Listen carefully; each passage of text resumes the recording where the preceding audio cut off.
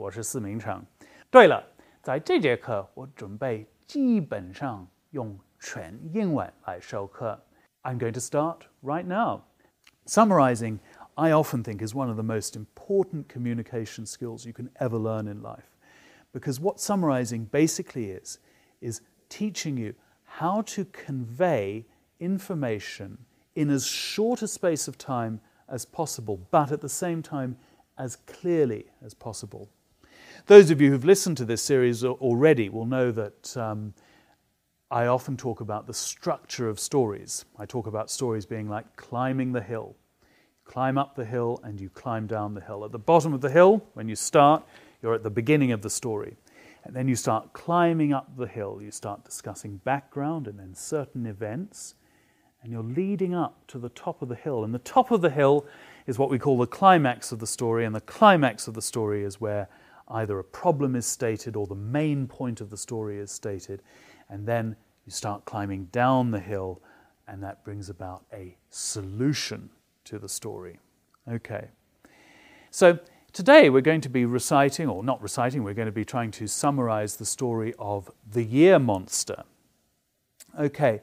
Now, if you're going to start this story, you'll need to give your foreign friend or foreign teacher, who you might be telling this story to, some background information. So you would say a sentence like this: the myth of the year is about a terrible, terrible monster who frightened the people of a village.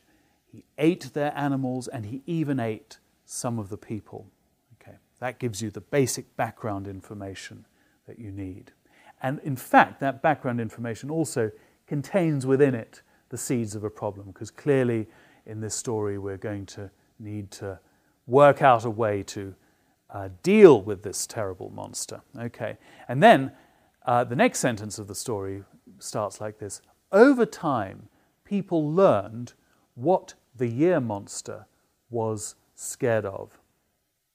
Okay, so now this is leading up to give us a little bit more information. We're now learning that this year monster had certain patterns of behavior, and that people were able to start through knowledge to work out where perhaps his weak points were. Okay, now let's look at the second sentence of this summary. They came up with countermeasures that would frighten the monster away. Okay, now a countermeasure, of course, is when you do something against something else. Okay. Now, by this stage, in a way, because this is only a summary, of course, you climb up and down the hill very quickly. Now, by this stage, we're already getting towards the downward slope of the hill, because we've set up the background, but in setting up the background, we've also set up the problem of this particular story, that there's a monster frightening the villagers. And now we're already dealing with the solution part of this story.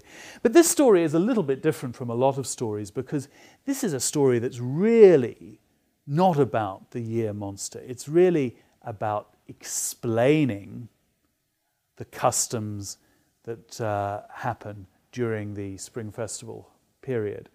And as I've said before, the story of the year monster, it's not really that this happened and then these customs developed.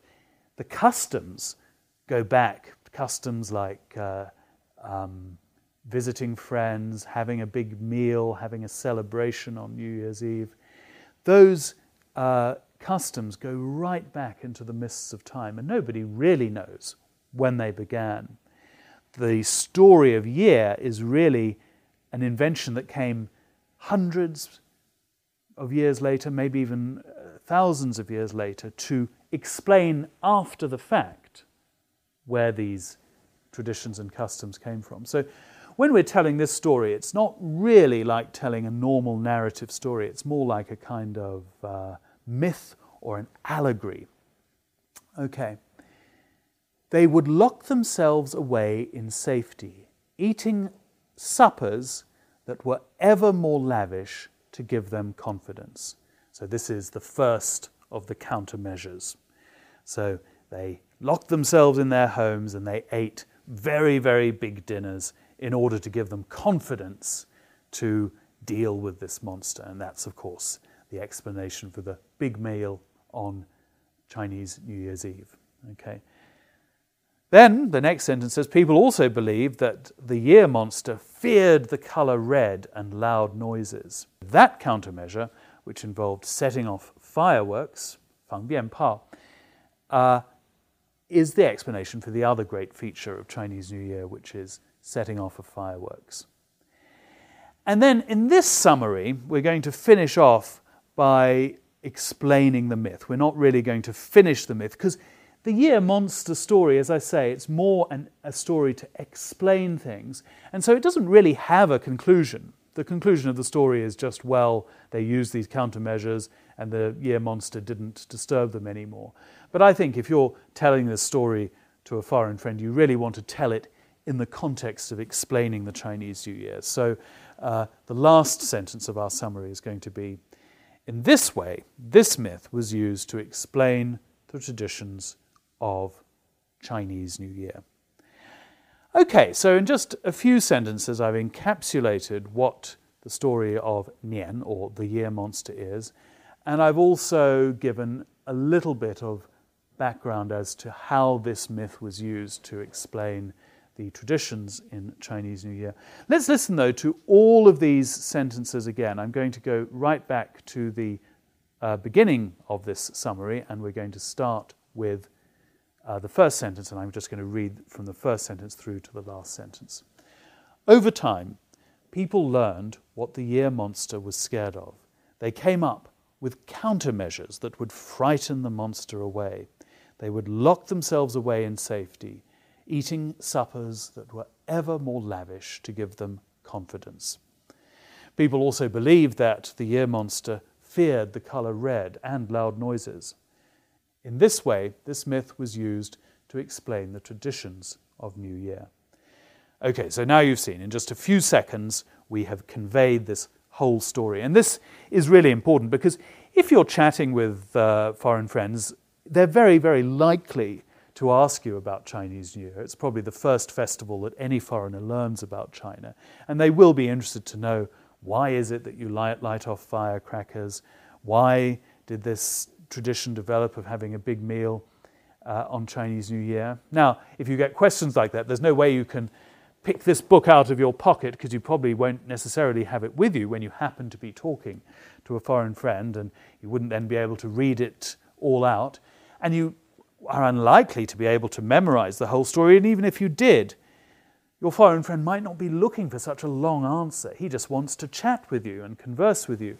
So learning how to tell this story simply and succinctly, concisely, is a really good way to help you to convey Chinese culture in a conversational setting.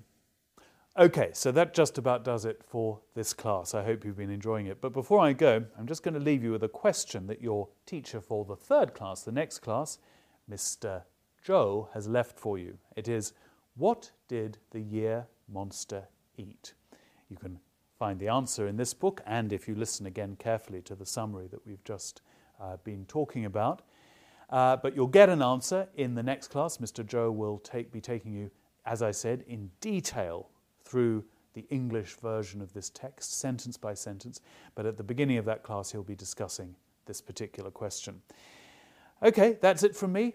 Bye for now.